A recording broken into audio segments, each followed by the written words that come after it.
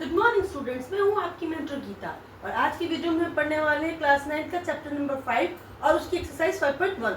तो चलिए हम करते हैं एक्सरसाइज 5.1 का क्वेश्चन नंबर 1। क्वेश्चन नंबर में बोल रहा है which of the following statements are true and which are false, give reason for your answer. आपको इस क्वेश्चन में कुछ स्टेटमेंट्स दी गई हैं और वो आपसे पूछ रहा है कि इनमें क्या कौन सी स्टेटमेंट सही है और कौन सी स्टेटमेंट जो है गलत है और उसको आपको विद रीजन समझाना है। तो चलिए पहले स्टेटमेंट पढ़ते हैं। Only one line can pass through a single point। पहले में बोल रहा है कि सिर्फ एक ही लाइन, एक सिंगल पॉइंट आपको दिया, उससे सिर्फ एक ही लाइन पास आउट कर सकती है। तो चलिए देखते हैं। मान लीजिए मुझे आपको ये पॉइंट दिया हुआ है, तो क्या हम सिर्फ इसमें से एक ही लाइन पार करा सकते हैं? देखिए ये लिखा है ना, only one can line pass through a single point. देखिए ये ऐसे भी जा सकते हैं, यहाँ भी जा सकते हैं, यहाँ भी जा सकते हैं, यहाँ भी जा सकते हैं। तो एक पॉइंट से हम कितनी सारी इनफिनाइट लाइन जो है पास आउट कर सकते हैं। तो जो इसकी पहली स्टेटमेंट की only one line can pass through a single point, वो क्या है? आपकी स्टेटमेंट फॉल्स है। तो हम इसके आगे लिखेंगे this is the false statement. Okay, then second statement है आपकी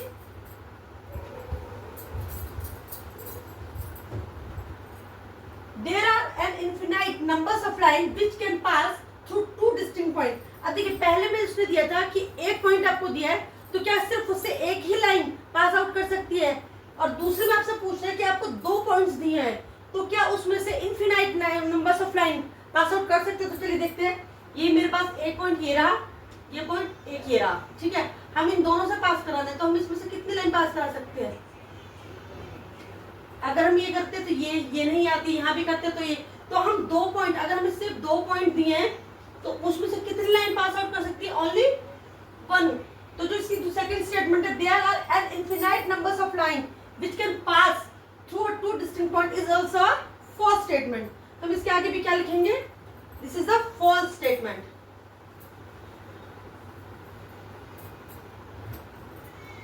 हम यहाँ लिखेंगे फॉल्स स्टेटमेंट।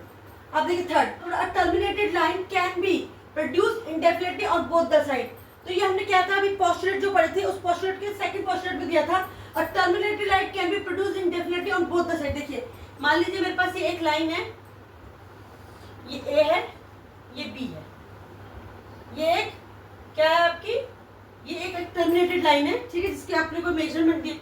तो क्या हम इसे दोनों तरफ नहीं बढ़ा सकते हैं? हम चाहे तो इसको इस तरफ भी बढ़ा सकते हैं, हम चाहे इसको इस तरफ भी बढ़ा सकते हैं। तो क्या है कि दोनों साइड कैसे बढ़ जाएगी? इनडेफिनेटली दोनों साइड बढ़ जाएगी। तो ये आपकी स्टेटमेंट क्या हो गई है? आपकी ट्रू स्टेटमेंट हो गई है। तो हम इसको लिखेंगे this is the true statement. Okay student, चलिए अब फोर्थ स्टेटमेंट में बोल रहा है if two circles are equal then their radius are also equal. ठीक है, तो इसका भी हमने पोस्टुलेट फॉर्म में पढ़ा था कि अगर आपको क्या दिया है, ये अगर सर आपको कोई चीज दी है, मान लीजिए ये सर्कल है, ठीक है, इसकी ये रेडियस दी है 3 सेंटीमीटर है, ये ठीक है, इसकी भी 3 सेंटीमीटर है रेडियस, ये सेंटर है, ये 3 सेंटीमीटर का, ये 3 सेंटीमीटर का है, ये दोनों इक्वल है। तो क्या होगा? तो if two circles are equal then their radius are also equal. Of course अगर ये दोनों सर्कल इक्वल है तो इनकी रेडियस भी इक्वल होगी। अगर मान लीजिए इसकी रेडियस 4 हो जाती है, ठीक है, ये आपकी रेडियस 4 हो जाती है, तो क्या ये इसको वो इसके बराबर होगा? नहीं होगा, ये इससे बड़ा हो जाएगा। अगर मान लीजिए मैंने एक रेडियस का ले लिया 2 रेडियस का, तो ये क्या हो जाएगा? इससे छोटा हो जाएगा। तो इसका मतलब कि if two circles are equal then their radius are also equal. ये भी आपकी स्टेटमेंट क्या हो गई? ट्रू स्टेटमेंट हो गई। तो हम यहाँ पर भी लिखेंगे this statement is also equal, यानी कि ट्रू। ओ सॉरी, ट्रू।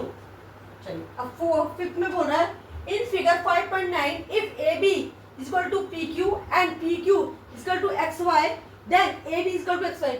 अगर आप ध्यान से देखो तो हमने इसका पोस्टुलेट नंबर 4 पढ़ा था, जिसमें यह था कि if the one circle is in coincide other then it is coincide one another। यानी कि अगर एक दूसरे को ओवरलैप करता है तो दूसरा तीसरे को भी क्या करेगा? ओवरलैप करेगा।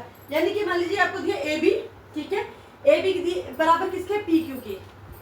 यहाँ लिखते हैं ए बी है किसके बराबर है? पी क्यू के, ठीक है, आपको यही दिया। और वो बोल रहा है पी क्यू किसके बराबर है? एक्स वाई के। पी क्यू बराबर है पी क्यू यहाँ लिख देते बराबर किसके, एक्स वाई के।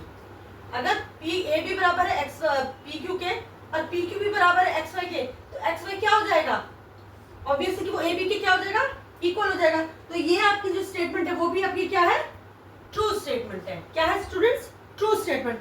कि अगर एक जो है साइड दूसरी साइड को कोइंसाइड करती है तो वो और दूसरी साइड तीसरी साइड को कोइंसाइड करती है, तो पहली साइड और भी जो है तीसरी साइड को क्या करेगी, कोइंसाइड करेगी। तो इसी के साथ आपकी ये वाली स्टेटमेंट भी क्या हो गई, ट्रू। और हमारा फर्स्ट क्वेश्चन यहीं पे कंप्लीट होता है। अब हम इसका करेंगे सेकंड क्वेश्चन।